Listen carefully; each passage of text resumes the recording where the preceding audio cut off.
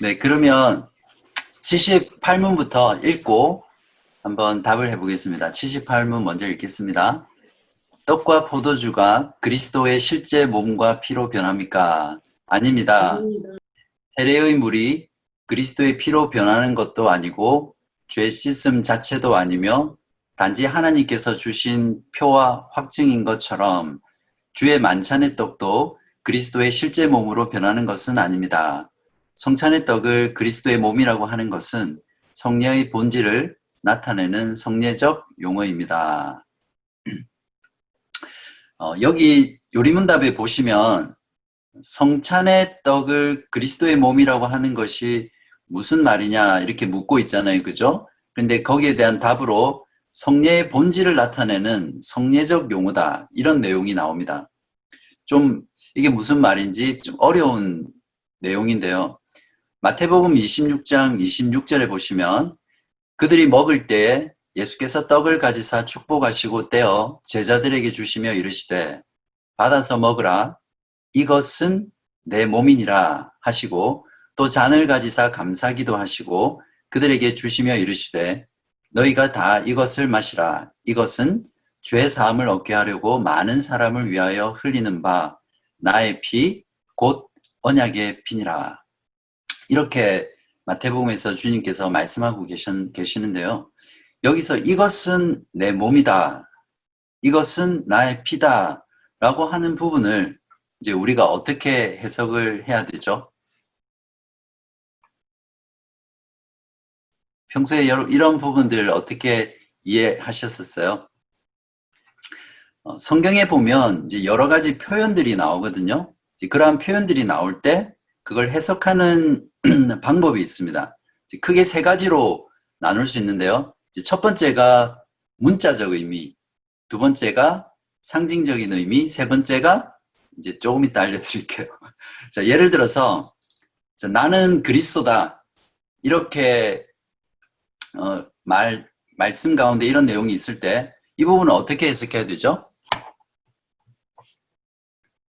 네, 그냥 문자 그대로 해석하면 되죠. 나는 그리스도라고 그렇게 말씀하셨을 때 그거는 문자 그대로 해석하면 됩니다. 자, 그러면 나는 참 포도나무다. 이렇게 했을 때는 어떻게 해석해야 되죠? 문자 그대로 해석해야 되나요? 그러면 말이 이상하게 되죠. 자, 나는 참 포도나무다라는 부분은 상징으로 이해하고 상징적으로 해석해야 되겠죠. 그래서 그리스도와 제자의 관계가 어떤 것인지를 비유적으로 보여주는, 상징적으로 보여주는 그런 말이죠. 그래서 그냥 이 부분은 상징적으로 해석을 하면 돼요. 근데 이 부분은 나는 참 포도나무다라고 했을 때 이것이 어떤 영적인 내용이나 실체를 알려주는 건 아니죠. 그냥 나는 참 포도나무다. 그리스도와 제자와의 관계를 그냥 설명하는 것에서 충분한 의미를 드러내죠. 그런데 오늘 조금 전에 읽었던 마태복음의 본문에서 이것은 나의 몸이다 이렇게 했을 때는 문자 그대로 해석해도 안 되죠. 맞습니까? 그다음에 상징적으로 해석하면 됩니까? 안 됩니까? 되죠. 되기는 되는데 충분한 해석이 되지 않죠.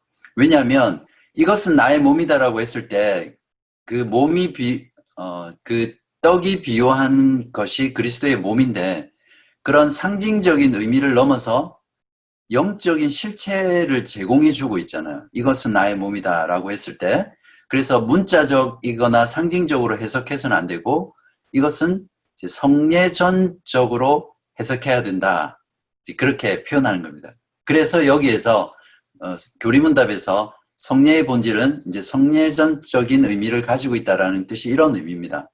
이것은 나의 몸이다라고 했을 때는 이것은 어떤 비유와 상징의 의미도 있지만 그것을 넘어서서 최종적으로 영적인 실체를 제공해 주기 때문에 이것을 이제 성례전적으로 해석을 해야 된다. 그렇게 하는 거죠. 그러니까 성례라는 것은 지지난 시간에 어떻게 우리가 이해했습니까? 어떤 영적인 보이지 않는 진리를 표와 인으로서 드러내서 우리에게 알게 해주고 그 알게 한 내용을 확증해주는 그런 의미라고 했잖아요. 그죠? 그래서 이것은 나의 몸이다라는 것을 성례전적으로 해석한다는 것은 이것은 나의 몸이다라는 것이 궁극적으로 우리에게 보여주고 알게 해주는 그 영적인 실체를 가지고 이해하고 해석한다. 이런 의미라고 할 수 있습니다.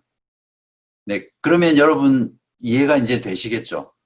해석의 세 가지 방법 중에서 이것은 나의 몸이다라는 부분은 문자적도 안 되고 상징적으로는 부족하고 성례전적으로 해석해야 된다라는 것을 여러분이 이제 이해할 수 있을 것입니다.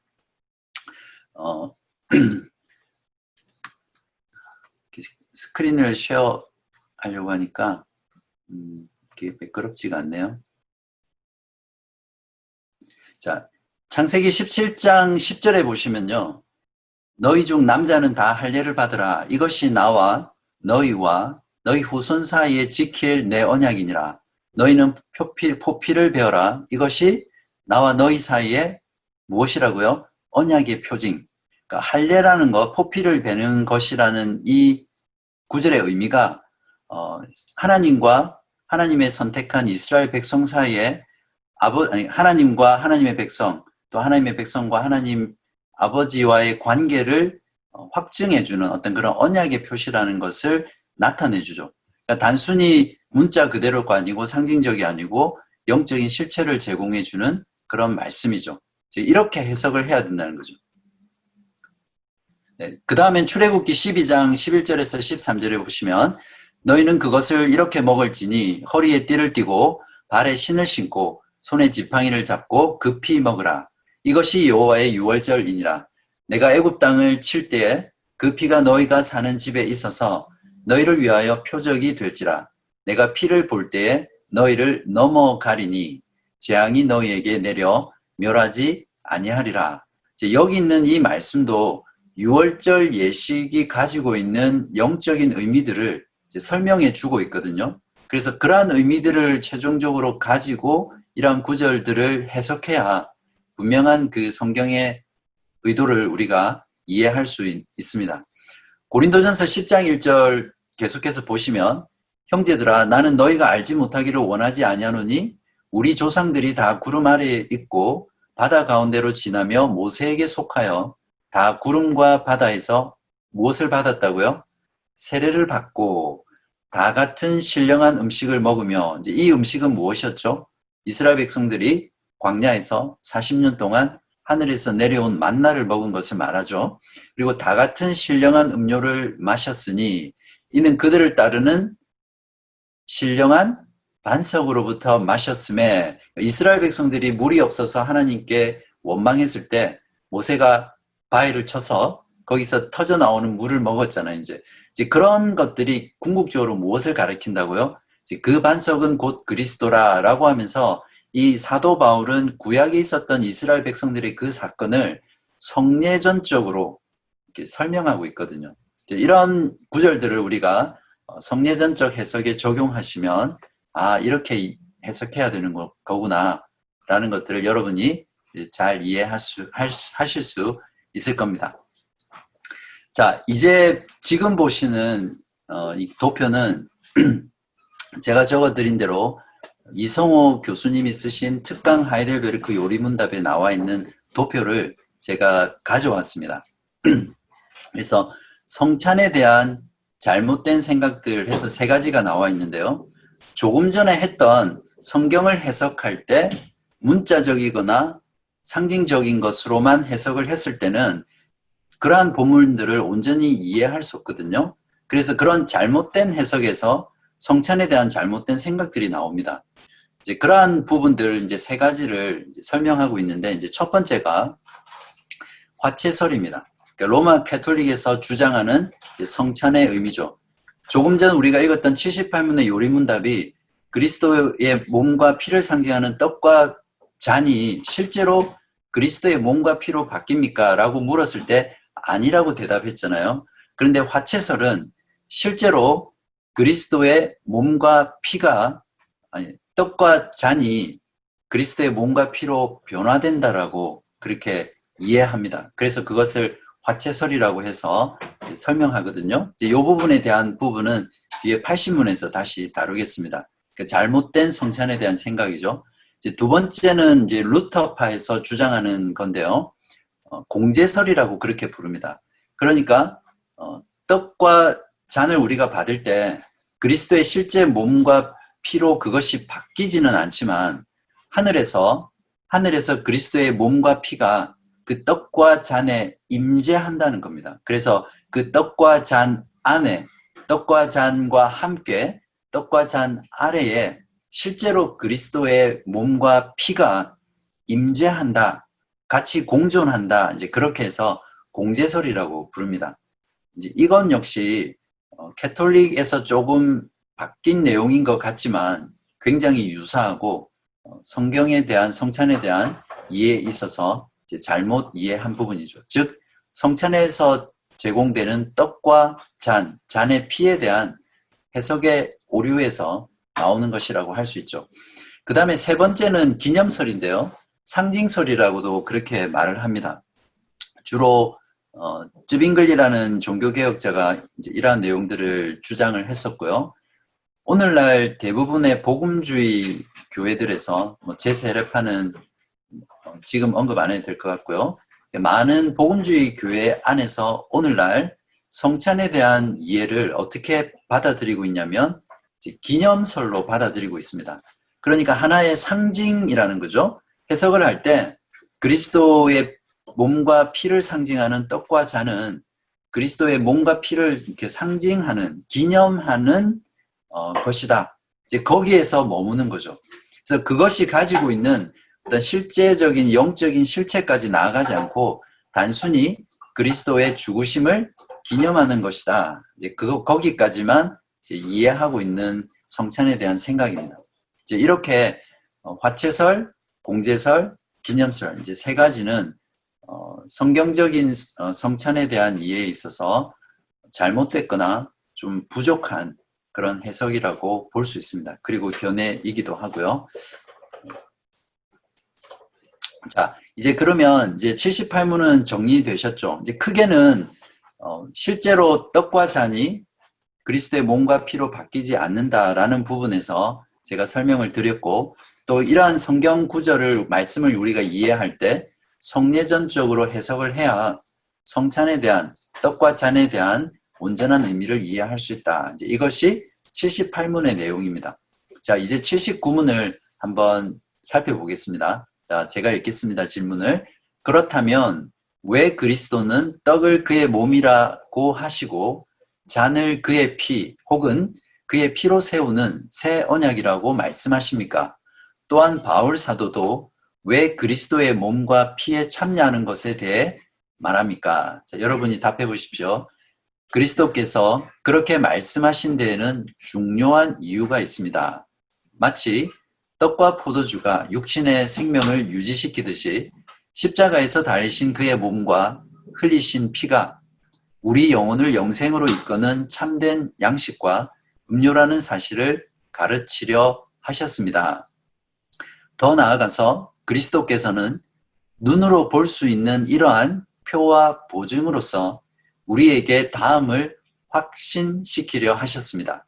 첫째, 우리가 그리스도를 기념하면서 이 거룩한 표들을 육신의 입으로 받아 먹는 것처럼 실제로 성령의 역사에 의해 위가 그의 참된 몸과 피에 참여합니다. 여기가 위가 아니고 우리가입니다. 우리가 그의 참된 몸과 피에 참여합니다. 둘째, 그리스도의 모든 고난과 순종이 확실하게 우리의 것이 되어 마치 우리 자신이 직접 모든 고난을 당하고 우리의 죄값을 하나님께 치른 것과 같습니다. 네, 이것을 제가 좀 쉽게 정리를 해드리겠습니다. 먼저 질문의 내용이 무엇이냐면 그리스도께서는 어떻게 말하셨습니까? 떡을 가리켜서 그리스도의 몸이다, 이것이 내 몸이다 라고 말씀하셨고, 잔을 가리켜서는 이것이 나의 피다, 그리고 나의 피로 세우는 새 언약이다, 이렇게 가르쳐 주셨습니다. 그것을 이제 사도 바울은 어떻게 설명했냐면 그리스도의 몸과 피에 참여하는 것이다, 이렇게 이제 설명을 했거든요. 자, 요리문답은 이것 왜 그렇게 말씀하셨습니까? 라는 걸 묻는 거죠. 즉 왜 성찬을 통해서 우리에게 주시려고 하는 그 목적이 무엇입니까? 그러니까 성찬의 의미를 통해서 우리에게 이루고자 하는 것이 무엇인가를 이제 묻는 것이죠. 자, 이것도 제가 죄송합니다. 도표를 보여드릴게요. 같이 보면서 설명을 해야 되겠습니다. 자, 금방 요리문답이 아주 긴 내용으로 설명을 했는데 그걸 이렇게 표로 제가 정리를 해보았습니다. 그러면 좀 이해가 쉬워질 것 같습니다. 자, 크게 성찬의 의미와 목적은 이제 그것이 가지고 있는 영적인 실체를 통해서 우리에게 유익을 주기 위한 것인데 두 가지입니다. 크게. 하나는 가르치기 위한 것이죠. 그러니까 어떤 내용을 우리에게 가르치기 위해서 떡과 포도주를 우리에게 주시는 것이고요. 두 번째는 이제 그러한 가르침을 통해서 우리에게 이제 확신을 시키기 위함이죠. 이제 그것을 하는 수단이 무엇이냐면 눈으로 볼 수 있는 표와 인을 통해서, 보증을 통해서 이제 우리에게 확신을 주는 이 두 가지 요소입니다. 즉 성찬의 의미와 목적이 뭐라고요? 가르침과 확신, 이제 이 두 가지입니다. 자, 그러면 먼저 떡과 포도주 부분에서 살펴보죠. 그러니까 떡과 포도주는 이제 육신의 생명을 유지하잖아요. 우리가 떡과 포도주를 먹음으로써 이제 우리의 생명이 유지가 되죠. 이제 그와 마찬가지로 그리스도께서 달리신 몸과 흘리신 그 피는 우리의 영혼을 영생으로 이끄는 참된 양식과 음료다. 이건 지난 시간에 했죠. 그래서 요한복음 6장 51절, 53절에서 55절에 이 내용이 나오거든요. 그래서 53절만 한번 읽어보겠습니다. 제가 예수께서 이르시되 내가 진실로 진실로 너희에게 이르노니 인자의 살을 먹지 아니하고 인자의 피를 마시지 아니하면 너희 속에 생명이 없느니라. 내 살을 먹고 내 피를 마시는 자는 영생을 가졌고 마지막 날에 내가 그를 다시 살리리니 내 살은 참된 양식이요 내 피는 참된 음료로다. 이제 이 말씀을 이제 그 초대교회 성도들은 이제 성찬을 할 때마다 이렇게 읽었잖아요. 그죠? 이제 이 말을 듣고 이제 이방인들이나 로마인들이 이제 기독교인들은 식인종들이다.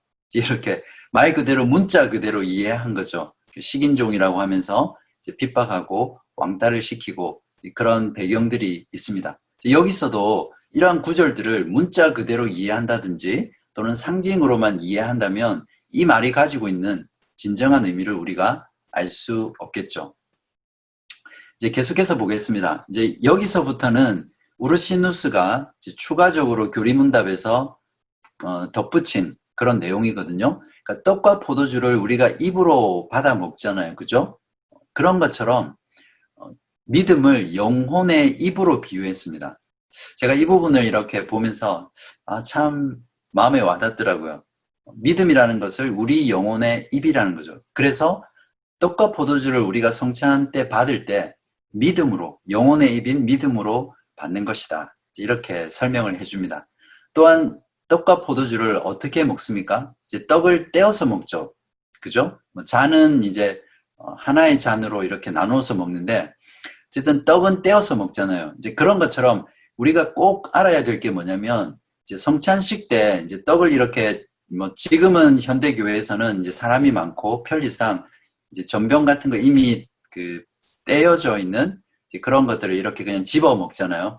근데 보통은 이제 떡을 이렇게 빵이죠. 빵이든 떡이든 이제 이것을 이제 떼어서 이렇게 나눠 주는데 이제 그 의미가 무엇이냐면 물론 본질적으로는 이제 하나의 빵과 하나의 떡에서 이제 떼어지는 것이기 때문에 지난 시간에 했던 것처럼 지금 그리스도 안에서 한 몸, 공동체라는 것을 의미하기도 하지만 이제 그것보다 더 중요한 것은 무엇이냐면 그리스도께서 우리를 위해서 십자가에서 그 살과 몸이 찢기셨잖아요. 그죠?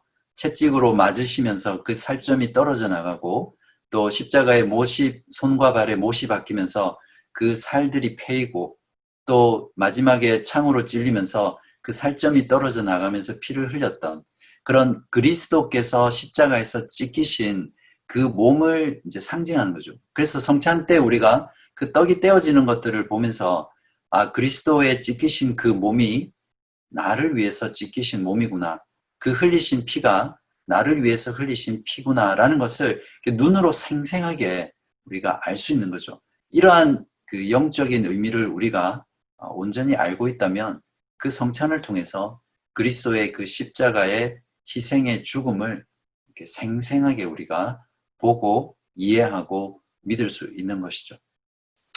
그 다음에 어떤 내용이냐면 이렇게 식욕이 없는 사람은 이렇게 아무리 맛있는 걸 줘도 또 아무리 맛있는 음료를 줘도 별로 관심이 없잖아요. 그것이 또 맛있는지 그것도 잘 알지 못하고 특히 이제 어린 아기들 같은 경우에 이제 잘 안 먹으니까 저희 젊은 가정의 부모들도 그렇더라고요. 안 먹으니까 애기들 먹이려고 막 부모님들이 막 입에다 넣고 막 억지로 그렇게 먹이는 것들을 보는데 식욕이 없는 자가 떡과 포도주를 마실 때는 그것이 그 사람에게 아무런 유익을 주지 못하잖아요.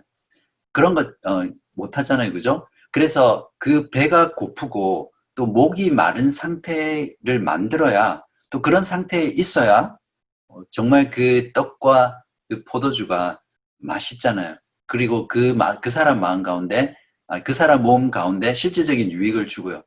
마찬가지로 우리가 성찬에 참여해서 떡과 포도주를 받을 때 정말 의에 줄이고 목마른 그런 상태로 성찬에 나갈 때 그리스도의 몸과 그 피가 떡과 포도주가 상징하는 그리스도의 몸과 그 피가 우리에게 전해지는 거죠. 이제 이런 내용들을 볼 때 우리가 성찬에 어떤 마음으로 참여하느냐에 따라서 우리에게 얼마만큼 큰 유익이 주어지는가 이제 그런 것들도 알 수 있겠죠.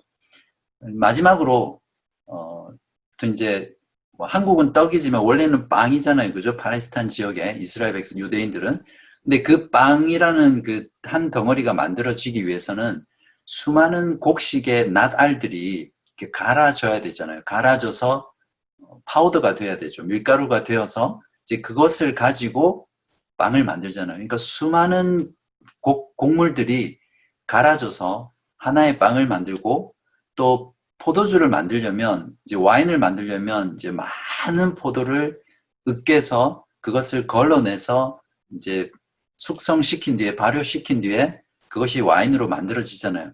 이제 그런 것처럼 하나의 와인을 만들기 위해서는 수많은 포도송이가 으깨지고 이겨지고 밟혀져서 포도주가 되듯이 이것이 상징하는 바가 이제 그런 것이라는 거죠. 그리스도 안에서 죄 사함을 받고 영생을 누리게 된, 영생을 얻게 된 그리스도의 몸인 교회는 수많은 무리들이 있잖아요. 그죠? 그 수많은 무리들이 이 떡과 포도주가 보여주는 것처럼 한 몸이 되었다라는 것을 또 보여주는 거죠. 그러니까 떡과 포도주가 상징하는 것을 넘어서 이러한 영적인 의미들이 있기 때문에 우리가 떡과 포도주를 이해하고 해석할 때 문자적으로 상징적으로 해석해서는 안 되고 이렇게 성례전적으로 해석을 해야 됩니다. 자, 그 다음에 두 번째는 이제 이러한 부분들을 이제 가르쳐 주는 부분이고요. 두 번째 목적은 무엇이냐면 이것을 통해서 우리에게 확신을 주는 거죠. 자, 떡과 잔을 우리 입으로 받아 먹잖아요. 근데 입으로 받아 먹는다는 것은 우리가 실제로 감각하는 거잖아요. 그리고 실제적인 거고 현실적인 것이고 또 우리 눈앞에서 벌어지는 일들이잖아요.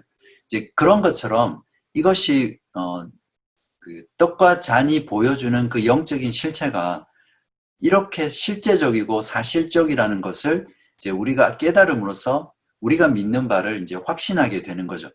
자, 그래서 떡과 잔을 우리가 입으로 받아 먹는 것이 보여주는 이제 실질적인 확신의 내용이 무엇이냐면 이제 이것을 두 가지로 또 설명을 할 수 있습니다. 그리스도의 연합과 그리스도의 공효인데 공효는 말 그대로 그리스도께서 이루신 그 공로의 효력입니다. 그러니까 그리스도와 연합하는 것과 그리스도께서 이루신 구속의 사역으로 인해서 얻게 된 모든 결과들을 이제 우리가 누리게 되는 이제 그런 측면들이 있습니다. 이런 성찬에 참여함으로써 우리가 먼저 확신할 수 있는 것은 뭐냐면 우리가 그리스도와 연합하는 것은 어떻게 연합합니까? 참된 믿음으로 성령을 통해서 그리스도의 몸에 연합하는 거잖아요. 그죠? 그래서 우리가 입으로 떡과 잔을 받아 먹는 것처럼 실제로 우리가 성령의 역사에 의해서 우리가 그리스도의 참된 몸에 그리고 참된 피에 우리가 참여했다라는 그런 의미가 바로 이 확신 가운데 있습니다. 고린도전서 10장 16절에 보시면 우리가 축복하는 바 축복의 잔은 그리스도의 피에 참여함이 아니며 우리가 떼는 떡은 그리스도의 몸에 참여함이 아니냐 이렇게 말하고 있습니다. 그 다음 연합 다음으로 공효에 대한 그러니까 그리스도께서 이루신 사역에 대한 효력을 내 것으로 받는 것인데요. 요리문답은 이렇게 말하고 있습니다. 그리스도의 모든 고난과 순종이 우리가 입으로 떡과 잔을 받는 것처럼 확실하게 우리의 것이 된다는 것을 확증시켜주는 거죠. 확신시켜주고요.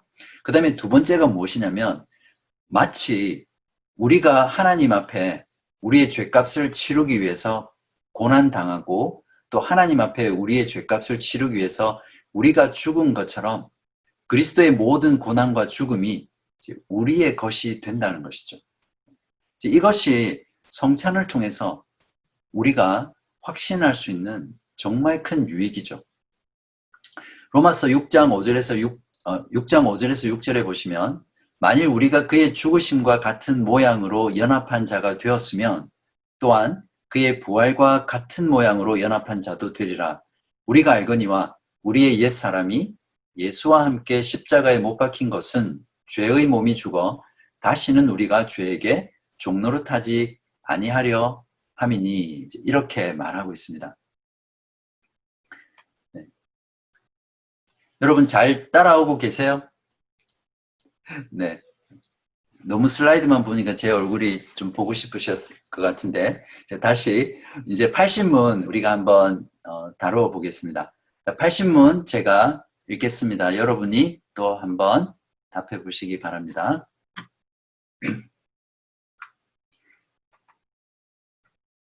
80문 주의 만찬과 로마 교회의 미사는 어떻게 다릅니까? 자, 답해 보십시오. 주의 만찬은 첫째, 예수 그리스도께서 친히 십자가 위에서 단번에 이루신 유일의 제사에 의해 우리의 모든 죄가 완전히 사해졌음을 확증합니다.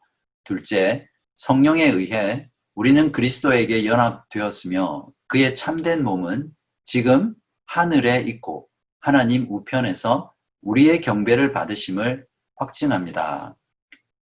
그러나 미사는 첫째, 그리스도가 산자들이나 죽은 자들을 위해서 사제들에 의해 지금도 매일 드려지지 않으면 그리스도의 고난에 의해서는 그들이 죄사함을 받지 못한다고 가르칩니다.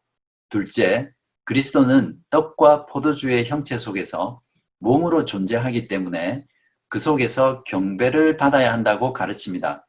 그러므로 미사라는 것은 근본적으로 예수 그리스도의 단번의 제사와 고난을 부인하는 것이며 저주받을 우상 숭배입니다. 계속해서 도표를 보고 설명을 드릴게요. 80문은 성찬과 미사가 어떻게 다르냐라는 것을 이제 설명해 주거든요. 특별히 요리문답 가운데 이 캐톨릭의 미사라는 부분, 성찬에 대한 잘못된 부분을 지적하는 이유가 뭐냐면 종교개혁 이후에 로마 캐톨릭과 개혁교회는 계속해서 이러한 교리 전쟁이 있었거든요. 그 중에 핵심적인 내용이 이제 성찬에 대한 부분이었습니다. 그래서 요리문답이 특별히 성찬에 대한 내용들을 이렇게 다루고 있습니다. 이제 세례의 경우에는 이제 물론 조금 다르기는 하지만 이렇게 첨예하게 대립하지는 않았거든요. 근데 성찬의 경우에는 개혁교회 안에서도 아까 보셨듯이 그러한 대립들이 있었기 때문에 교리문답은 그러한 것들을 이제 정리하기 위해서 성찬에 대해서 이렇게 잘 설명해 주고 있습니다. 자, 성찬을 이제 주의 만찬으로 말하고 있는데요. 자, 우선 큰 차이가 무엇이냐면 개혁교회는 즉 종교개혁 이후에 개혁 신학자들이나 목회자들은 이제 성찬을 만찬으로 이해했습니다. 그에 반해서 로마 캐톨릭은 성찬을 제사로 이해를 했죠. 이게 큰 차이입니다. 그러니까 성찬을 제사로 이해하는 것과 성찬을 만찬으로 이해하는 것은 결국 성찬을 어떻게 시행하는가, 또 그 성찬을 통해서 어떻게 믿음에 대해서 작동하는가, 이런 것들이 이제 결정이 되는 거죠. 자, 주의 만찬은 이제 어떻게 이해를 하고 있냐면, 그리스도의 십자가의 한 번의 제사로 우리의 모든 죄가 값없이 완전히 사해졌음을 말하고 있습니다.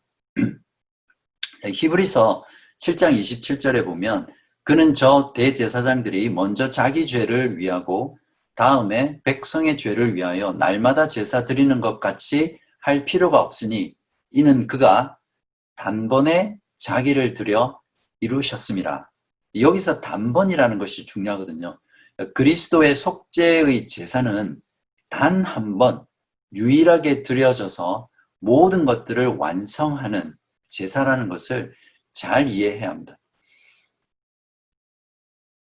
9장 12절에 보면 염소와 송아지의 피로 하지 아니하고 오직 자기의 피로 영원한 속죄를 이루사 단번에 성소에 들어가셨느니라. 영원한 속죄라는 것은 무엇이냐면 그 한 번의 십자가의 희생 제사가 영원토록 유효하다는 것을 말해주는 거죠. 그러니까 또 제사를 드릴 필요가 없다는 것을 말을 해줍니다. 끝에 10장 14절에 보면 그가 거룩하게 된 자들을 한 번의 제사로 영원히 온전하게 하셨느니라. 이 말은 무슨 말입니까? 그리스도의 속죄로 인해서 우리가 거룩하게 됐잖아요. 그죠? 그 거룩하게 된 것은 영원토록 유효하다는 것을 말해줍니다. 왜냐하면 그리스도의 속죄의 제사가 영원토록 유효하기 때문이죠. 한 번의 제사로 그 모든 것들을 완성하신 것이 바로 그리스도의 속죄라는 것을 잘 이해해야 됩니다. 두 번째는 무엇이냐면 주의 만찬은 이제 성령에 의해서 그리스도에게 연합하는 부분으로 이해를 합니다. 그리스도의 몸은 어디에 있습니까? 인성으로는 지금 하늘에 계시죠. 떡과 포도주에 있는 것이 아니라 그리스도의 몸은 부활하신 그리스도, 승천하신 그리스도, 하나님 우편에 앉아 계신 그 그리스도가 있는 그곳에 계신 거죠.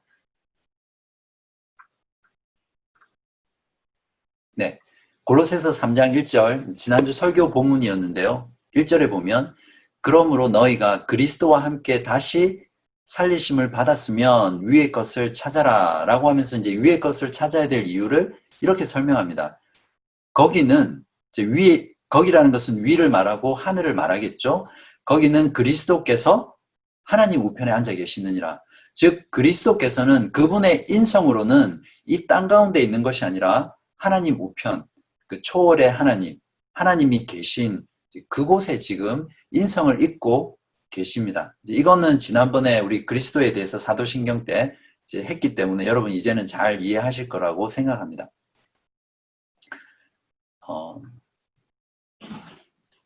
네. 자, 그러면 이제 여러분이 주의 만찬을 어떻게 우리가 이해하고 있는지 아시겠죠? 그래서 이러한 부분들을 이제 존 칼빈은 영적인 임재설이다 이렇게 부릅니다. 화채설도 아니고 공제설도 아니고 상징설도 아니고 영적인 임재설이다. 즉 하늘에 계신 인성을 입고 하늘에 계신 그 그리스도가 성령을 통해서, 이제 성령이라는 것은 무엇이냐면 그리스도의 신성이잖아요. 그죠? 그리스도의 신성으로 지금 우리 가운데 우리가 떡과 잔을 받을 때 그 가운데 이제 임재하신다는 거죠. 그냥 단순히 상징이 아니라 그것을 넘어서 실제 영적인 임재를 의미하기 때문에 이제 칼빈은 영적인 임재설을 이야기했고, 칼빈을 통해서 이제 나왔던 이제 개혁 교회들은 이제 영적인 임재설을 이제 가장 성경적인 성찬에 대한 이해로, 떡과 잔에 대한 이해로 받아들이고 있습니다.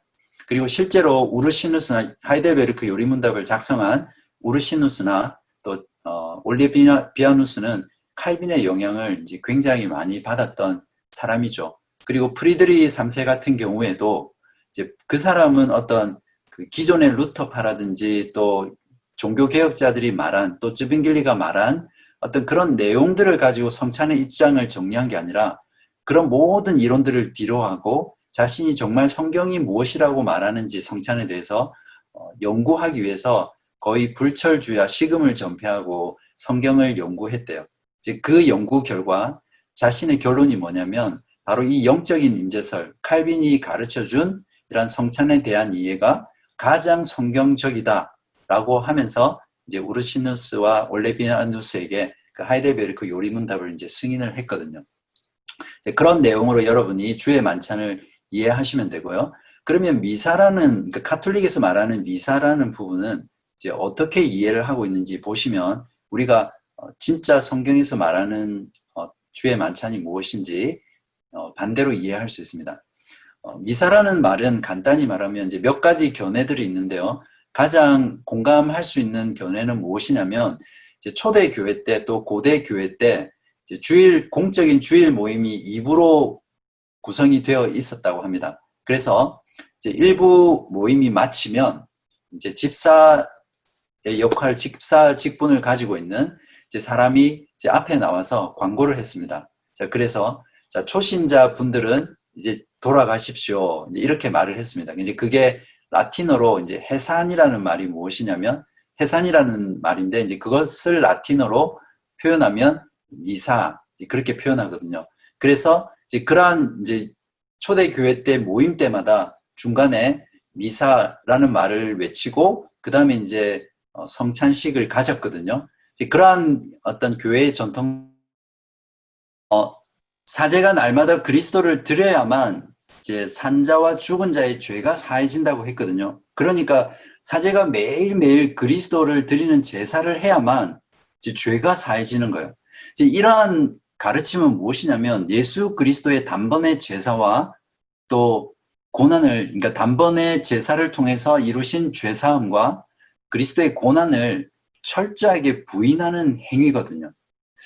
그 다음에 또 사제가 이제 로마 캐톨릭에서 무엇을 가르치냐면 이제 사제가 떡과 잔을 이렇게 나누어주면서 선언을 하잖아요. 이것이 그리스도의 몸과 피니라. 이렇게 피니라 하고 딱 그 말이 떨어지자마자 하늘에서 떡과 포도주에 그리스도가 이렇게 역사하셔서 그 떡과 포도주가 그리스도의 몸과 피로 그 순간 확 바뀌어버리는 거예요. 그러니까 그리스도의 몸과 피가 어디에 있습니까? 바로 그 떡과 포도주 안에 있다라고 생각하는 거죠. 그래서 떡과 포도주 안에 있는 그리스도를 경배합니다. 결국 이러한 일은 어떤 어처구니 없는 일을 만들어내냐면 떡과 포도주 안에 있는 그리스도를 경배하다 보니까 떡과 포도주라는 물질을 경배하는 이런 우상 숭배에 빠지게 되는 거죠. 그래서 하이델베르크 요리문답의 저자들은 캐톨릭의 미사를 드리는 이러한 행위들을 가지고 저주받을 우상 숭배라고 그렇게 교리문답에 썼습니다. 아마 지금 캐톨릭 신자들이 이 하베요에 있는 이 팔신문을 보고 읽으면 아마 고소할지도 모르겠어요. 근데 실제로 이 저주받을 우상 숭배라는 문구는 처음 초판에는 없었어요. 근데 개정판이 나올 때 캐톨릭에서 먼저 트렌트 공회에서 이러한 성찬을 부정하는 모든 교회는 저주를 받을지어다라고 먼저 시작했거든요. 그래서 거기에 대한 이제 응답으로 이제 프리드리히가 이 문구를 넣도록 했습니다. 그래서 저주받을 우상숭배라는 내용이 들어 있습니다. 그래서 캐톨릭에서 만약에 고소를 해도 우리는 역사적으로 얼마든지 너희들이 먼저 했기 때문에 우리가 이렇게 했다라고 말을 할 수 있습니다. 81문, 82문 두 가지 남았는데요. 이 부분은 성찬에 참여할 수 있는 자격 그리고 성찬의 허용에 대한 부분입니다. 성찬의 참여와 성찬의 허용은 말이 비슷한 것 같은데 달라요. 성찬의 참여는 참여하는 사람에게 주어지는 내용이고 성찬의 허용은 교회에게 주어지는 내용이죠.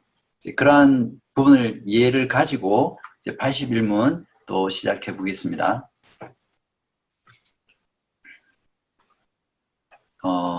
네, 제가 81문 읽겠습니다. 누가 주의 상에 참여할 수 있습니까? 답, 자기의 죄 때문에 자신에 대해 참으로 슬퍼하는 사람, 그러나 그리스도의 고난과 죽음에 의해 자기의 죄가 사하여지고 남아있는 연약성도 가려졌음을 믿는 사람, 또한 자신의 믿음이 더욱 강하여지고 돌이킨 삶을 살기를 간절히 소원하는 사람이 참여할 것입니다. 그러나 외식하거나 회개하지 않는 사람이 참여하는 것은 자기가 받을 심판을 먹고 마시는 것입니다. 네, 누가 과연 성찬에 참여할 수 있는가? 성찬 참여의 자격에 대한 부분인데요. 교리문답은 크게 두 가지로 설명을 해주죠. 첫 번째가 자신의 죄에 대해 참으로 슬퍼하는 사람이라고 말합니다. 그렇지만 자신의 죄에 대해 슬퍼하고 아파하고 괴로워하고 애통해하지만 그러나 그리스도의 고난과 죽음에 의해 자기 죄가 사해졌다는 것을 알고 믿는 것이죠. 그리고 자기에게 있는 그 죄의 본성, 우리가 죄에 대한 책임, 모든 죄값에 대해서는 그리스도의 속죄의 제사로 다 멸해졌지만 여전히 우리는 이 땅 가운데 육신을 입고 있기 때문에, 육체를 가지고 있기 때문에 우리 안에 죄의 본성이 남아서 성령의 소욕과 육체의 소욕이 서로 싸우잖아요. 이제 그 가운데 우리의 연약함들이 드러나게 되는데, 이제 그러한 연약함마저도 그리스도의 고난과 죽음을 통해서 가려졌다는 것, 이제 그것을 믿는 사람이 성찬에 참여해야 된다는 것입니다. 이것은 무엇을 말해주냐면 이 세상 사람들 가운데 어떤 죄의 문제를 가지고 내가 떳떳하게 성찬에 참여할 수 있는 사람은 아무도 없습니다. 그렇죠?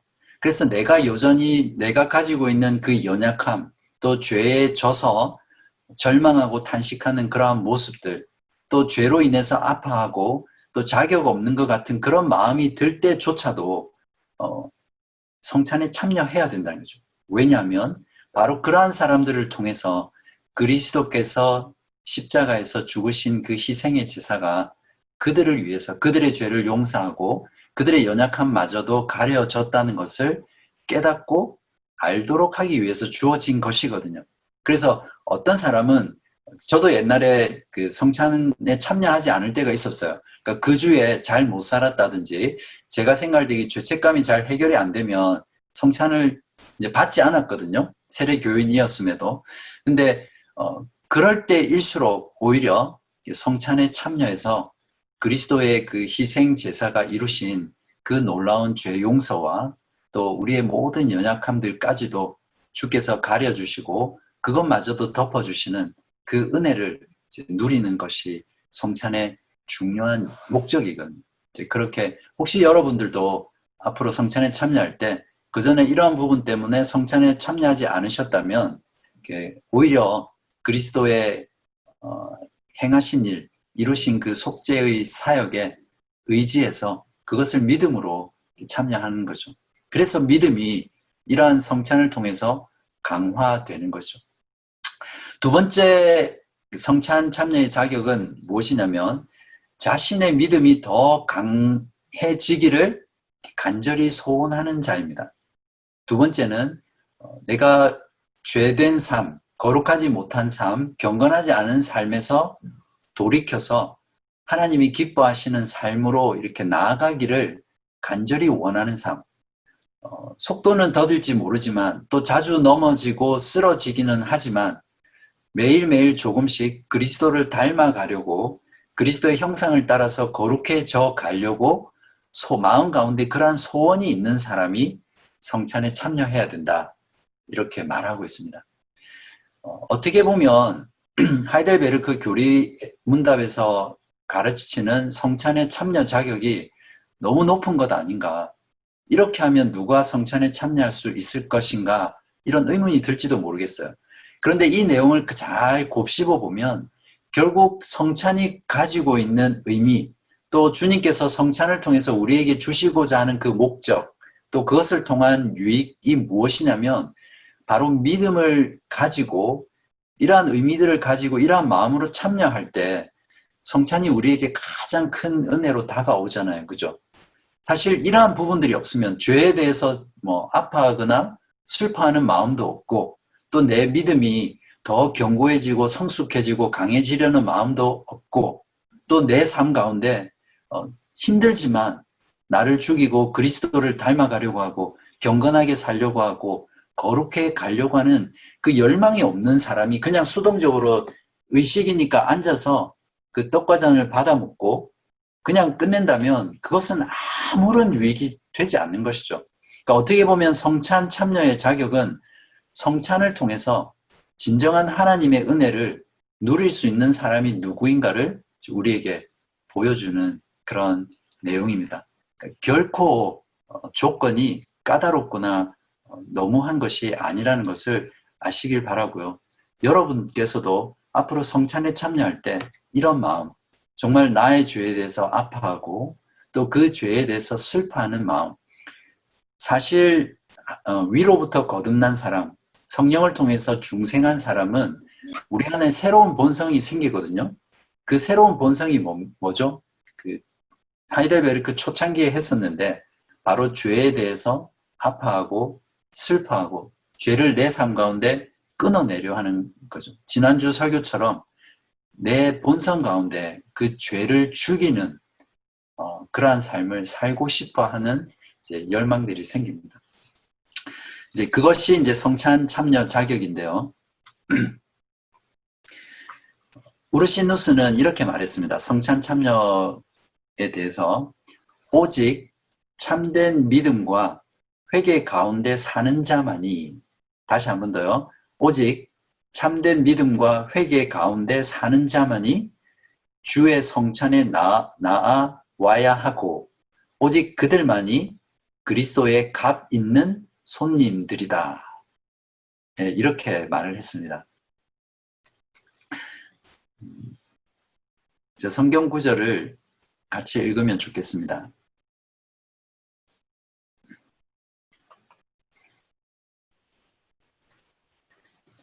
고린도전서 11장 28절에서 29절인데요. 사람이 자기를 살피고 그 후에야 이 떡을 먹고 이 잔을 마실지니 주의 몸을 분별하지 못하고 먹고 마시는 자는 자기의 죄를 먹고 마시는 것이니라. 여기서 자기를 살핀다는 말이 이제 믿음과 회개가 내 안에 있는가, 또 믿음과 회개의 삶을 사는가를 이제 돌아보는 것이다 라고 이제 우르시누스는 이야기를 했거든요. 고린도후서 13장 5절에 보면 너희는 믿음 안에 있는가, 너희 자신을 시험하고 너희 자신을 확증하라. 예수 그리스도께서 너희 안에 계신 줄을 너희가 스스로 알지 못하느냐. 그렇지 않으면 너희는 버림받은 자니라. 신약 성경에 보면요. 너희가 한 번 구원받았으니까 그 구원은 영원히 안전하다. 물론 교리적으로는 맞습니다. 한 번 구원은 영원한 구원이죠. 하나님께서 성령으로 구원한 참된 신자는 그 인생 가운데 영생에 이르도록 끝까지 그 믿음을 지켜나가고 또 하나님에게서 떠나지 않도록 지키시는 것이 올바른 교리죠. 그러나 신약 성경에 보면 동시에 너희들이 정말 믿음 가운데 굳건히 서 있는지, 너희들이 진리 가운데 있는지, 또 너희 자신을 시험하고 또 테스트하라는 내용이 많이 나옵니다. 그리고 구원을 이루어 가라고 그러잖아요. 이미 받은 구원, 또 그 구원이 확실하지만 그 확실한 구원이 완성될 때까지 너희가 날마다 구원을 이루어 가라고 하는 권면들이 우리에게 주어지거든요. 마찬가지로 우리는 늘 우리가 믿음 안에 있는지, 또 우리를 시험하고 또 우리 자신이 정말 그런 믿음이 확실하게 있는지를 자기를 점검해야 되는 것입니다. 바로 성찬을 시행할 때마다 우리는 이 일을 할 수 있기 때문에 성찬을 통해서 우리가 따로 또 시간을 내야 하겠지만 성찬이 시행되는 그 시간대마다 우리는 우리 자신의 믿음을 확인하고 점검하고 테스트할 수 있는 그런 좋은 시간이죠. 그렇게 해서 자기를 살핀 뒤에 성찬에 참여해야만 주의 몸을 이렇게 분별하지 못하고 먹고 마시는, 죄를 먹고 마시는 그런 일들을 범하지 않게 되겠죠. 고린도전서 10장 19절에서 22절에는 그런즉 내가 무엇을 말하느냐, 우상의 제물은 무엇이며 우상은 무엇이냐, 무릇 이방인이 제사하는 것은 귀신에게 하는 것이요 하나님께 제사하는 것이 아니니 나는 너희가 귀신과 교제하는 자가 되기를 원하지 아니하노라. 너희가 주의 잔과 귀신의 잔을 겸하여 마시지 못하고 주의 식탁과 귀신의 식탁에 겸하여 참여하지 못하리라. 그러면 우리가 주를 노여워하시게 하겠느냐? 우리가 주보다 강한 자냐? 여기서 사도 바울은 당시 고린도 교회 성도들 가운데 이제 제사를 지낼 때도 이방인들이 거기에 이제 식탁이 차려지잖아요. 그래서 우상에게 제사하는 그 제사상에도 참여하고 또 성찬에도 참여하는 거예요. 그런데 우상은 어차피 없는 것이기 때문에 문제가 되지 않았지만 우상 숭배를 하거나 제사를 지낼 때 그 식탁에 함께 참여해서 먹고 마시는 행위는 이제 그 귀신, 그러니까 우상을 섬기는 그 가운데 귀신이 활동하는 것이기 때문에 그 귀신과 함께 먹고 마시는, 즉 교제하는 것이라는 것을 사도 바울이 말하면서 고린도 교회 성도들에게 귀신과 겸하여 교제하는 그 일을 멈추라고 명령하고 있는 것이죠. 그만큼 그 당시에 초대교회 가운데는 성찬을 정말 중요하게 살피며 조심하게 그렇게 드리는 것이었습니다.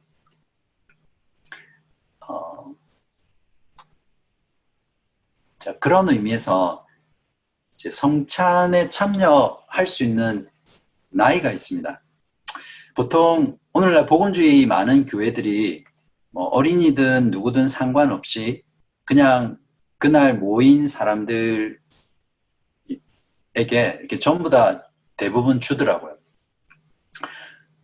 이제 이 부분은 논쟁이 되는 부분이에요. 그래서 제 견해를 말씀드립니다.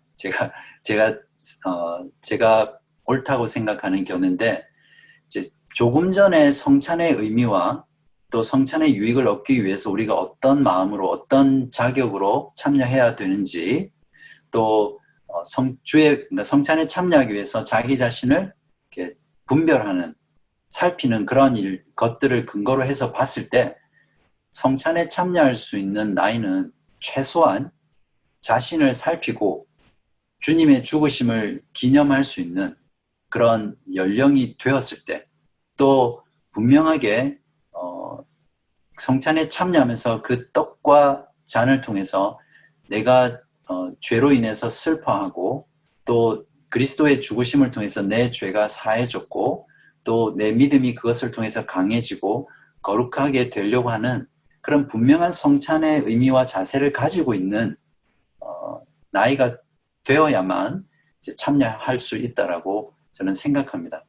그런 의미에서 유아와 어린이들은 제외하는 것이 성찬에서는, 세례는 반드시 받아야 되지만 받을 수 있지만 성찬에는 제외시키는 것이 바르다고 생각을 합니다. 물론 어린이들 가운데는 이제 예수 그리스도의 십자가의 죽으심과 또 부활의 의미를 분명히 깨닫고 또 여기서 말했던 이러한 내용들을 충분히 이해하면서 참여할 수 있는 어린이들도 있어요.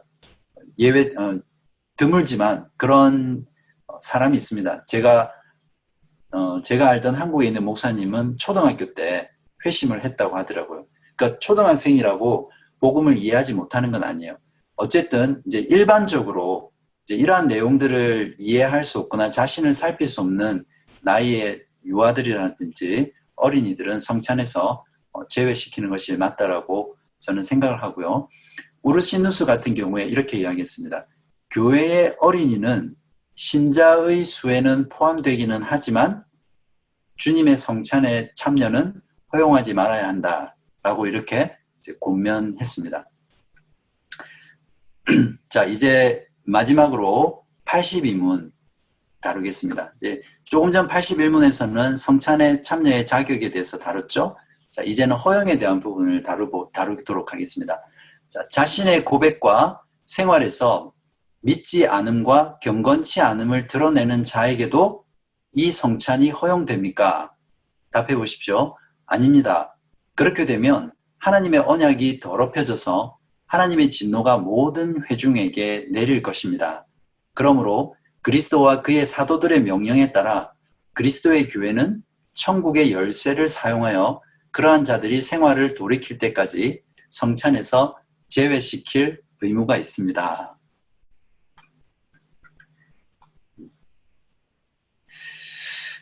여러분은 어떻게 생각하세요? 성찬식에 어떤 특정한 사람을 참여하지 못하도록 제외시킨다는 것은 굉장히 어려운 일이죠. 그리고 조심스러운 일이고 그렇기 때문에 제가 성찬 참여를 금지하는 교회를 그동안 불가피하게 몇 개의 교회들을 이렇게 다니게 됐는데 한 군데 빼고는 아직 못 봤습니다. 네.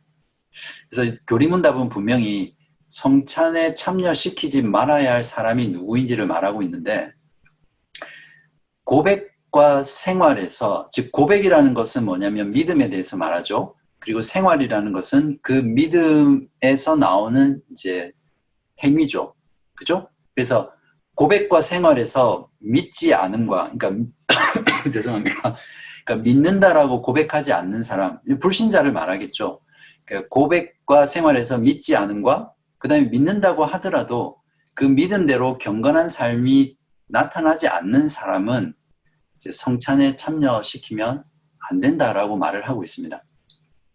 조금 더 구체적으로 보면 믿음이 없는 사람은 당연히 성찬에 참여할 수 없죠. 왜냐하면 믿음 없이 성찬에 참여하는 것 자체가 성찬을 통해서 어떠한 유익을 줄 수 없기 때문에 반드시 믿음이 있는 자만이 성찬에 참여해야 합니다.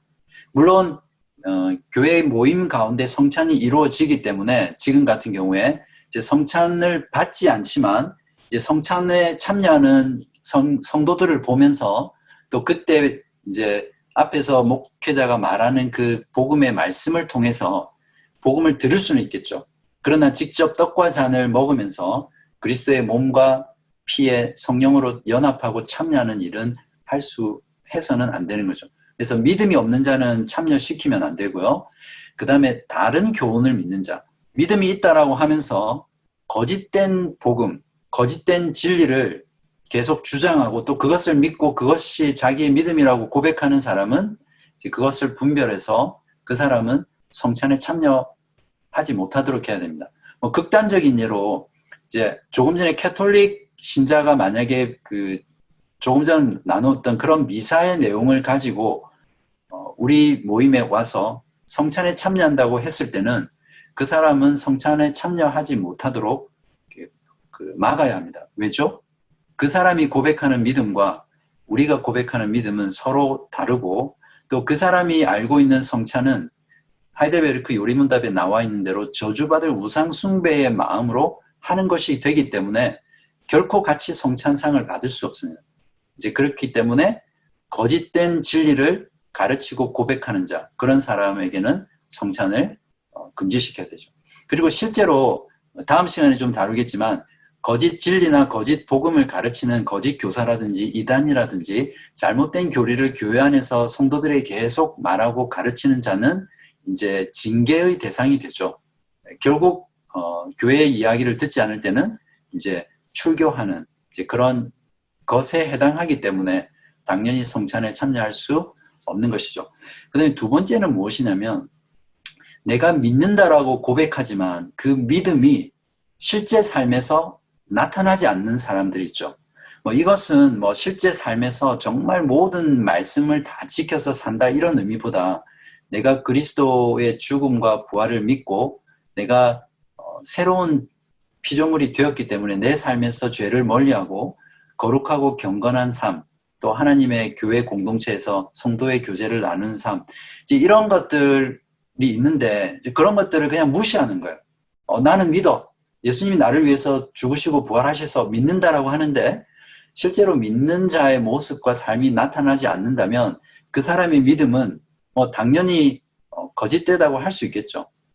근데 여기 잘 들으셔야 돼요. 제가 어떤 행위를 보고 그 사람의 믿음을 판단하라는 말이 아니라 정말 믿음을 가진 사람은 그 믿음에 합당한 열매를 맺게 되죠. 야고보 사도가 말했듯이 믿음으로만 의롭게 되는 것이 아니라 행위로 의롭게 된다 이렇게 말한 것은 행위로 구원을 의롭게 된다는 말이 아니라 참된 믿음을 가진 자는 반드시 그것이 행함으로 나온다라는 것을 이제 강조하는 거죠. 예를 들면 나는 그리스도께서 부활하셨다는 것을 믿는다라고 믿는다라고 고백하지만 실제 삶에서는 예수님의 부활이 없는 것처럼 살고 또 믿지 않는 자들 가운데 예수님의 부활은 예를 들어서 역사적 사실이 아니야 라고 말을 한다든지 또 그냥 이 땅이 전부인 사람처럼 그렇게 음란함 가운데 또 도박 가운데 또 그리스도인으로서 거룩하지 못한 그런 삶 가운데 일시적인 것은 회개를 통해서 돌아올 수 있지만 그것을 습관적으로 계속 그 죄 가운데 머무는 사람이 있다면 이제 그런 사람들에게는 이제 성찬에 참여하는 것을 이제 허용해서는 안 되죠. 아까도 말씀드렸지만 이 성찬을 허용하는 문제는 개인이 하는 것이 아니라 이제 교회에서 하는 것입니다. 그래서 혹시 또 이러한 내용을 듣고 여러분이 다음에 혹시 성찬을 할 때 개인적으로 이렇게 어떤 사람에 대해서 당신은 성찬에 참여할 자격이 없습니다. 그렇게 말하시면 안 되고요. 반드시 교회라는 그 권위 속에서 교회에서 시행하는 그러한 내용들로 이해를 하셔야 됩니다. 자, 교리문답은 그래서 허용하지 말아야 할 사람에게 성찬 참여를 허용했을 때 어떤 결과가 나오느냐 했을 때 뭐라고 이야기했습니까?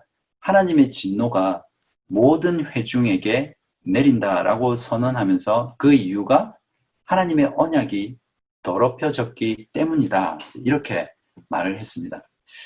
고린도전서 11장 20절, 27절에서 34절을 보시면 이런 말씀이 있습니다.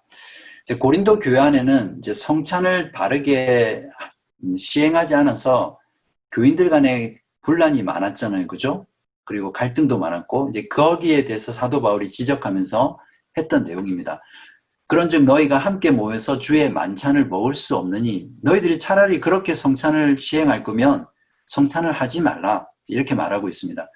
그러므로 누구든지 주의 떡이나 잔을 합당하지 않게 먹고 마시는 자는 주의 몸과 피에 대하여 죄를 짓는 것이니라. 사람이 자기를 살피고 그 후에야 이 떡을 먹고 이 잔을 마실지니 주의 몸을 분별하지 못하고 먹고 마시는 자는 자기의 죄를 먹고 마시는 것이니라. 그러므로 자, 여기서 성찬을 바르게 시행하지 않았을 때 하나님의 진노가 임하는 내용입니다.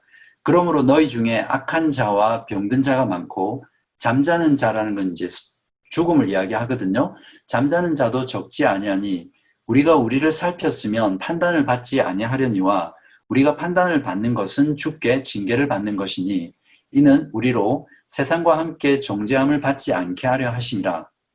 그런즉 내 형제들아 먹으러 모일 때에 서로 기다리라. 만일 누구든지 시장하거든 집에서 먹을지니 이는 너희의 모임이 판단받는 모임이 되지 않게 하려 함이라. 그 밖의 일들은 내가 언제든지 갈 때에 바로 잡으리라.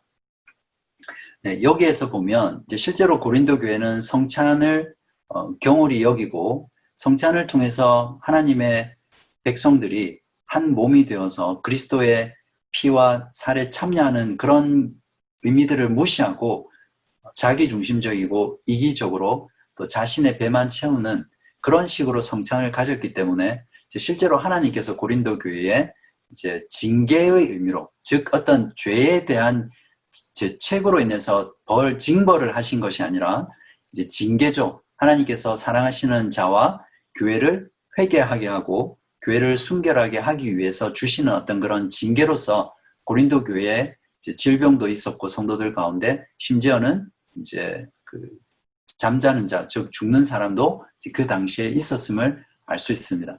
이제 중요한 것은 이제 우리가 성찬을 이렇게 시행할 때 이러한 것을 잘 살피고 또 성찬에 참여하지 말아야 될 사람들을 성찬을 하지 못하게 하는 이런 신중함들이 필요하다는 것을 교리문답이 우리들에게 말을 해줍니다. 자, 그러면 이제 그 성찬에 허용하지 말아야 될 사람들의 이야기했으면 그러면 어떻게 성찬의 참여를 금지시킬 것인가 라는 부분이 교리문답이 또 이야기하고 있는데, 그리스도의 교회는 천국의 열쇠를 사용해서 믿지 않고 경건하게 살지 않는 생활에서 돌이킬 때까지 그 사람에게 성찬을 제외시킬 의무가 있다, 이렇게 말을 합니다. 그러니까 어떻게 성찬 참여를 금지시킬 것인지에 대한 방법을 이제 우리들에게 잘 설명해 주고 있죠. 여기서 천국의 열쇠를 사용해서 금지시키라는 부분은 이제 다음 시간에 다루도록 하고요. 중요한 것은 이제 그리스도의 교회가 이제 그 사람이 이제 회개할 때까지, 이제 돌이킬 때까지, 그러니까 성찬 참여 금지, 수찬 금지의 경우에는 그 사람을 벌하기 위한 것이 아니라 그 사람이 죄에서 돌이켜서 또 거짓된 진리에서 돌이켜서 다시 그리스도 안으로 몸으로 연합할 수 있도록, 돌아올 수 있도록 회개의 기회를 주는 것이고, 궁극적으로는 이제 사랑의 표현이죠. 그리스도 교회 공동체의 사랑에서 그 영혼을 지키고 보호하고 보존하기 위해서 성찬 참여를 이제 금지시키는 거예요. 이제 그런 금지를 당한 사람은 이제 마음 가운데 내가 주님의 몸에 연합하는 이 의식에 참여하지 못함으로 인해서 뉘우치겠죠. 그리고 내가 내 삶에서 돌이키고 다시 주님께 돌아와서 용서를 구하고 회복되어서 다음 성찬 때는 내가 정말 그리스도의 그 몸과 피에 참여해야겠다, 이제 그런 마음으로 남은 시간들을 준비하겠죠. 그렇지 않고 완악한 마음으로 오히려 더 악해진다면 즉 그 사람의 경우에는 그리스도의 교회의 몸된 지체라고 할 수 없겠죠.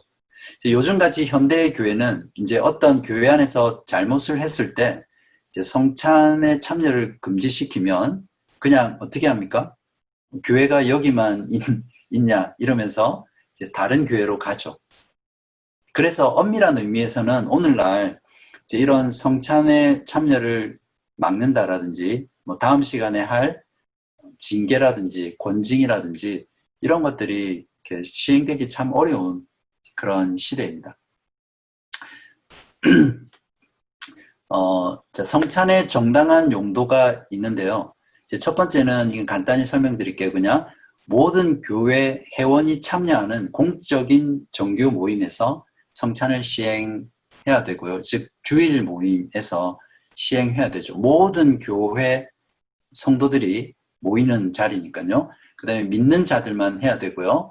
그리고 성찬을 우리에게 주신 그 목적을 이제 지향하도록 성찬을 시행해야 됩니다. 그래서 성찬을 통해서 그 성찬이 나아가는 방향이 주님의 죽으심을 기념하고 우리의 믿음을 확증하고, 그러한 것들을 통해서 우리 마음 가운데 어떤 마음이 생깁니까? 그 참된 감사로 나아가도록 성찬을 시행하는 것이 성찬을 이제 바르게 시행하는 것이죠. 이 부분은 제가 여러분에게 보여드려야 되겠습니다. 중요한 내용 같아서. 네. 자, 지금까지 지난 몇 주 동안 성례에 대해서 했죠. 그래서 성례란 무엇인가, 표와 인으로서의 의미를 했고, 신약 성경에서 예수 그리스도께서 제정하신 성례는 두 가지인데 세례와 성찬이다. 그래서 거룩한 세례를 한 주간 했고요. 2주 동안 이제 성찬에 대해서 했습니다. 그래서 지금 이 시간에는 그러면 세례와 성찬이 어떻게 다른지 또 어떻게 같은지를 간략하게 이 도표를 통해서 말씀드릴게요. 자, 세례와 성찬의 다른 점은 세례는 단 한 번만 시행하죠. 그죠? 처음 그리스도 복음을 듣고 그리스도를 구주로 영접할 때 단 한 번만 시행하지만 성찬은 자주 하는, 계속해서 정규적으로 하죠. 유아 세례의 경우에도 유아 세례를 받은 사람은 다시 세례를 받는 것이 아니라 나중에 본인의 믿음으로 이제 입교를 하게 되는 거죠. 그죠? 그래서 세례는 한 번, 성찬은 자주, 정기적으로 하는 거고요. 그 다음에 수단은 세례는 물로 세례를 주고 성찬은 빵과 포도주 또는 떡과 포도주로 성찬을 시행합니다. 의미 면에서는 표와 인에 있어서는 같은데요. 세례가 주는 의미는 이제 깨끗하게 되는 것. 물론 그 깨끗하게 된다는 죄 사함을 받는다라는 것은 그 가운데 그리스도와 함께 죄에 대해서 죽고 다시 살아나는 그 의미가 포함되어 있죠. 그래서 죄 사함을 받고 성령으로 새롭게 되어서 그리스도의 몸된 지체가 되어서 거룩하게 되는 것이 세례의 간략한 의미고요. 성찬의 경우에는 그리스도의 몸과 피가 이제 그리스도의 죽으심을 의미하잖아요. 그죠? 그래서 그 몸과 피를 우리가 받아 먹음으로써 이제 그리스도와 연합하게 되고 또 그리스도의 몸과 피가 우리의 것이 되어서 영생에 이르기까지 그리스도의 몸과 피를 통해서 우리의 영혼을 참된 양식과 음료로 먹이신다라는 내용, 그리고 그분이 이루신 십자가의 구속의 사역에 의한 결과, 효력을 우리가 떡과 포도주를 받아 먹음으로써 이제 누리는 그런 의미, 영적인 의미들을 가지는 거죠. 아이고, 죄송합니다. 그 다음에 같은 점은 대상과 시기는 아까 설명을 드렸고요. 같은 점은 이제 동일한 언약으로 인치시는 것이고 복음의 사역자에 의해서만 시행되어야 하고 그다음에 그리스도의 교회에서 계속해서 시행되어야 합니다. 주님께서 재림하실 그때까지 성례, 세례와 성찬은 주님의 그리스도의 교회에서 계속해서 시행되어야 하고 그것이 주님 오실 때까지 주님을 기념하는 일이 됩니다. 이렇게 하면 거룩한 세례와 성찬이 잘 정리가 되시죠? 그 다음에 교리문답에는 나오지 않았지만 여러분들이 알고 있으면 유익한 내용을 딱 2가지만 말씀드리고 성찬을 마치겠습니다. 여러분, 왜 포도주가 사용됐을까요? 성찬에서?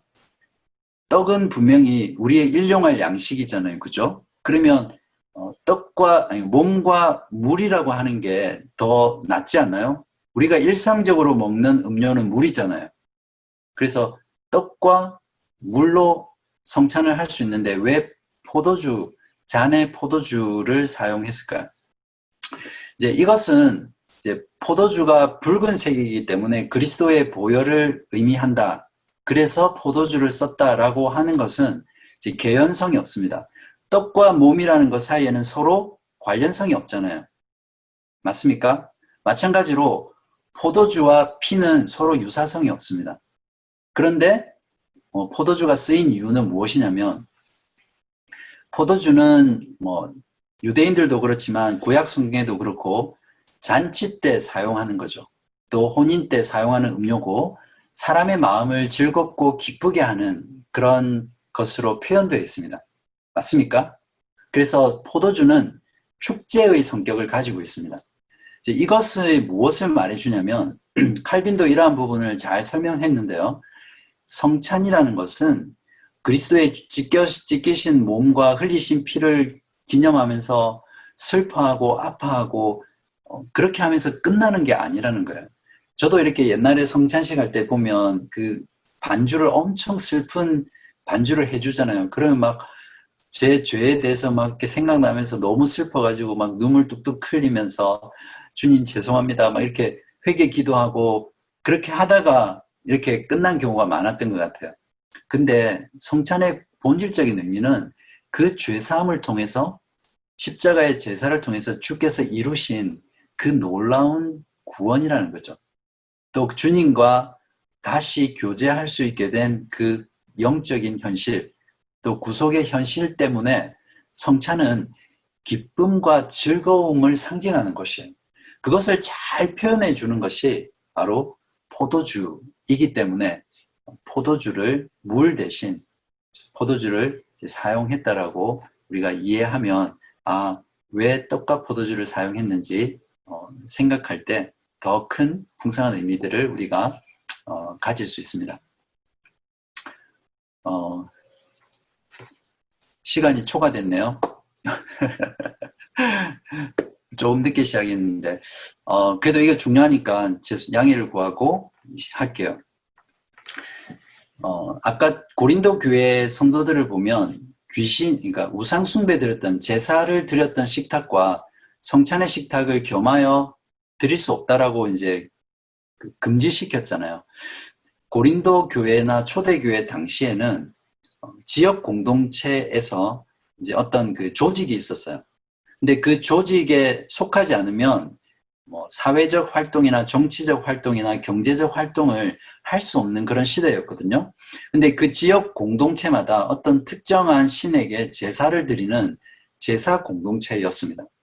그래서 이 고린도 교회 성도들에게 금지했던 이 제사에 참여하지 않으면, 그러니까 주님의 성찬에 참여하기 위해서는 그들이 드렸던 제사에 참여하지 않아야 되잖아요.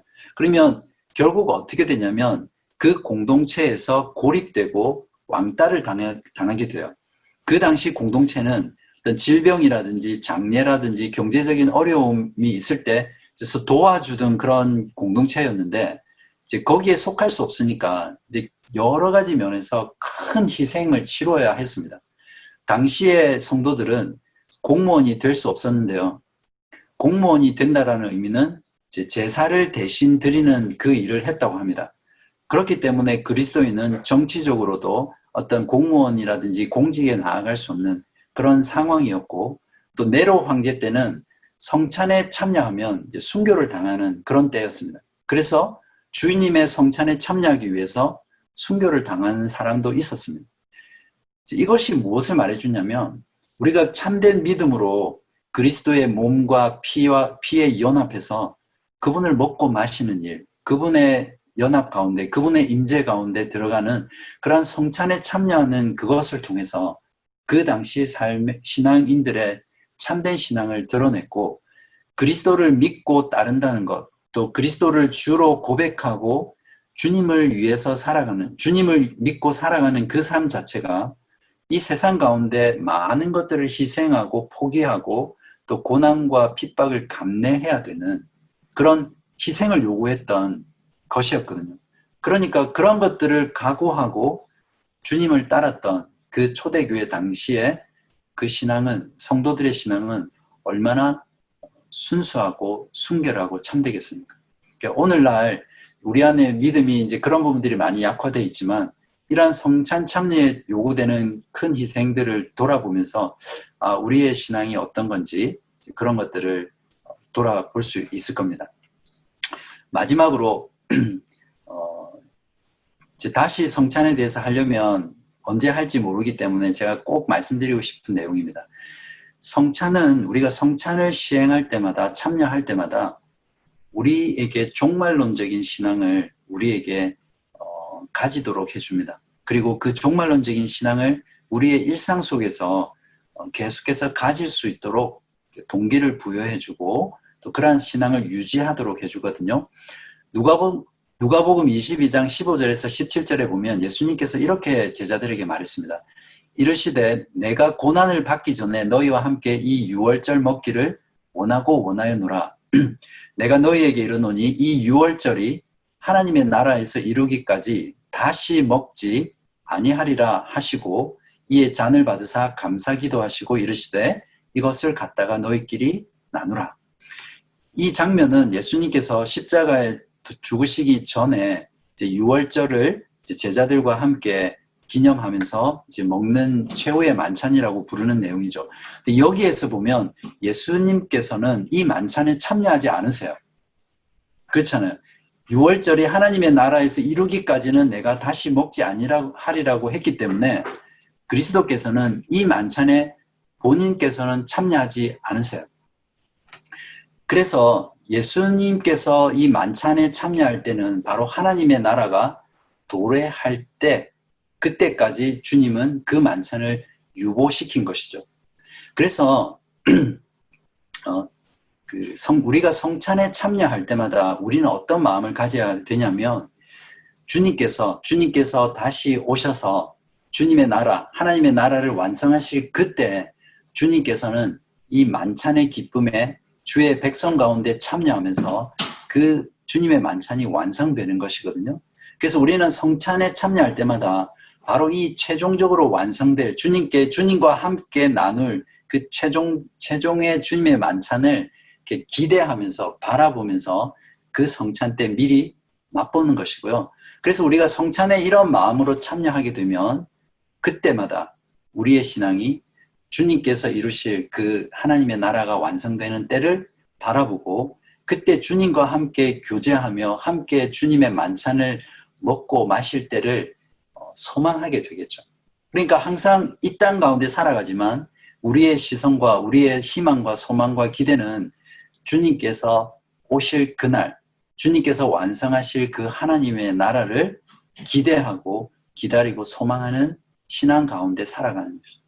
이렇게 우리가 성찬을 의미를 분명히 알고 성찬을 바르게 참여하고 시행할 때 이 성찬은 하나님께서 우리에게 은혜 주시는 보편적인 그리고 최고의 은혜의 수단 중에 하나라고 분명히 이야기할 수 있습니다. 바라기는 이번 몇 주 동안 성례에 대해서 세례와 성찬에 대해서 우리가 함께 공부했는데요. 이러한 내용들을 여러분이 자꾸 되돌아가서 또 보고 배우셔서 여러분의 것으로 만드세요. 이 교리들을. 그렇게 해서 성찬에 참여할 때마다 이러한 하나님의 은혜를 정말 풍성하게 누리고 주님 오실 때를 바라보면서 종말론적인 깨어있는 신앙으로 살아가는 여러분 되시기를 주님의 이름으로 간절히 기도합니다.